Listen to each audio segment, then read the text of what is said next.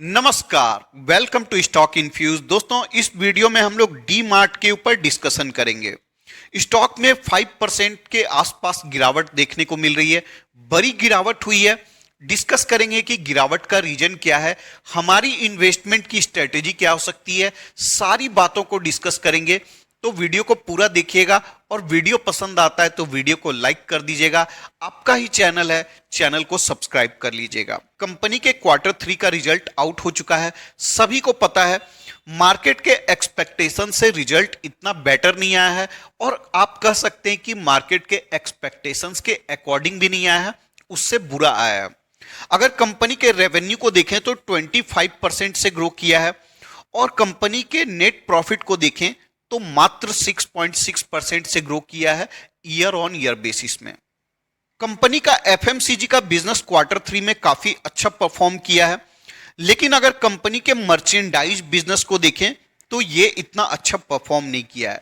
इसी के कारण कंपनी के मार्जिन में असर देखने को मिला है, क्योंकि एफएमसीजी के बिजनेस में मार्जिन थोड़ा कम रहता है, लेकिन मर्चेंडाइज सेगमेंट में मार्जिन थोड़ा हाईयर रहता है।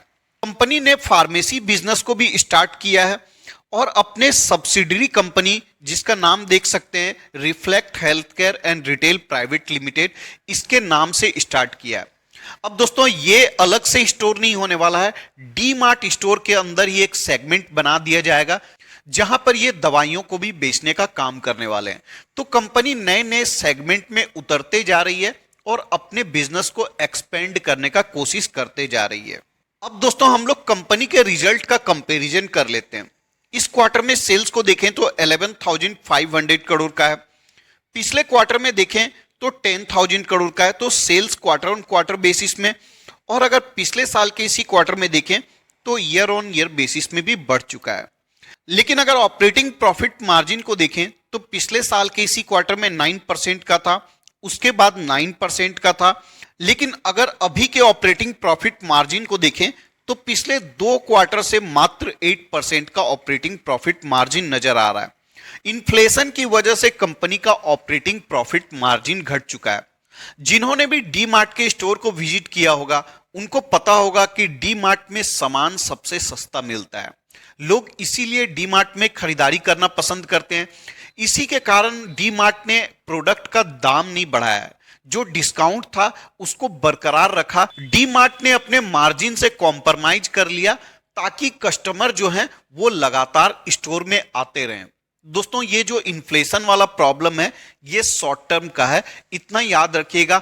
आने वाले समय में इन्फ्लेशन कम भी होगा और कंपनी का ऑपरेटिंग प्रॉफिट मार्जिन इंप्रूव भी होने वाला है। नेट प्रॉफिट को देखें तो इस क्वार्टर का 590 करोड़ है, पिछले क्वार्टर में 686 करोड़ का था। तो क्वार्टर ऑन क्वार्टर बेसिस में घट चुका है। अगर ईयर ऑन ईयर बेसिस में देखें तो पिछले साल के इसी क्वार्टर में 553 करोड़ का प्रॉफिट था और अभी 590 करोड़ है। कंपनी का प्रॉफिट तो बढ़ा है, लेकिन ग्रोथ इतना हाई नहीं है। अब स्टॉक में पिटाई क्यों हुई है दोस्तों? क्योंकि कंपनी का अगर प्राइस टू अर्निंग रेशियो देखेंगे तो आपको 100 के ऊपर देखने को मिलेगा, और ऐसा नहीं है कि अभी है ये 100 के ऊपर। अगर आप कंपनी के हिस्ट्री को देखेंगे तो आप देख सकते हैं जब से कंपनी की लिस्टिंग हुई है, median price to earning ratio देखिएगा तो 139 का नजर आता है। तो कंपनी अभी अपने median price to earning ratio से भी नीचे के लेवल पर अवेलेबल है, फिर भी स्टॉक में पिटाई हुई। क्योंकि जब किसी कंपनी को high price to earning ratio मिलता है, मार्केट उसको ज्यादा वैल्यू करती है, तो मार्केट उस कंपनी से हाई ग्रोथ भी एक्सपेक्ट करती है। अगर कंपनी मार्केट के एक्सपेक्टेशंस के अकॉर्डिंग ग्रोथ पोस्ट नहीं करती है तो मार्केट उसको पनिशमेंट भी देता है और स्टॉक में पिटाई भी होती है। लेकिन ये सारी चीजें शॉर्ट टर्म की है। लॉन्ग टर्म में देखेंगे तो जिस कंपनी को मार्केट ने हायर वैल्यूएशन प्रोवाइड किया होता है, वही कंपनी अच्छा रिटर्न प्रोवाइड करती है, उन्हीं कंपनी में आपको ग्रोथ मिलता है। एग्जाम्पल के लिए बात करूं तो टाटा स्टील, जिसका प्राइस टू अर्निंग रेशियो 3-4 का देखने को मिलता है। सरकारी कंपनियों का प्राइस टू अर्निंग रेशियो बहुत कम मिलता है, लेकिन अगर आप रिटर्न को भी देखिएगा तो रिटर्न भी बहुत कम मिलता है।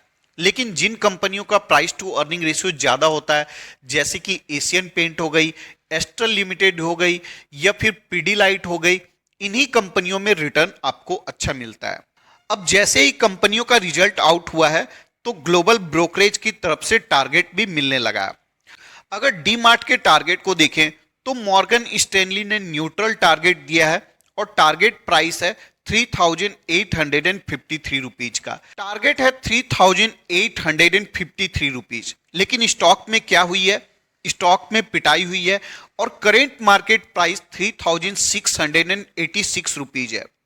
ऐसे में दोस्तों हमारी इन्वेस्टमेंट की क्या स्ट्रेटेजी हो सकती है? जैसा कि मैंने बोला कि जिस कंपनी को मार्केट हायर वैल्यूएशन प्रोवाइड करती है, higher price to earning ratio provide करती है, उन कंपनियों से मार्केट अच्छा रिजल्ट का भी एक्सपेक्टेशंस रखती है। अभी कंपनी का मार्जिन कम हो गया है, 10% से घटकर 8% हो गया है।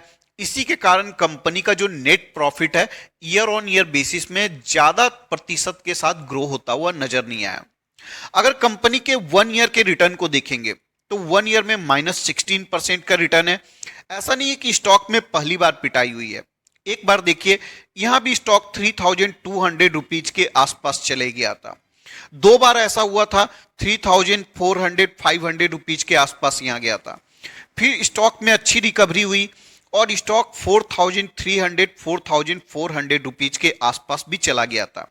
अभी फिर से स्टॉक में गिरावट नजर आ रही है। दोस्तों शॉर्ट टर्म में ये सब चलता रहता है। जिन लोगों ने इस समय मौका को मिस कर दिया था उनके लिए ये बहुत ही अच्छा बाइंग अपॉर्चुनिटी है। दोस्तों कंपनी फंडामेंटली बहुत स्ट्रांग है, प्रॉफिट एंड सेल्स का ग्रोथ बहुत ही कमाल का है और आने वाले समय में कंपनी आपको बहुत अच्छा रिटर्न बनाकर दे सकती है। डिस्क्लेमर के लिए बता दूं, मैं इस कंपनी में खुद भी इन्वेस्टेड हूं और बड़ी मात्रा में इन्वेस्टेड हूं। मेरे भी स्टॉक में गिरावट हुई है और जिन लोगों ने भी इन्वेस्टमेंट किया होगा हर किसी के स्टॉक में गिरावट हुई होगी।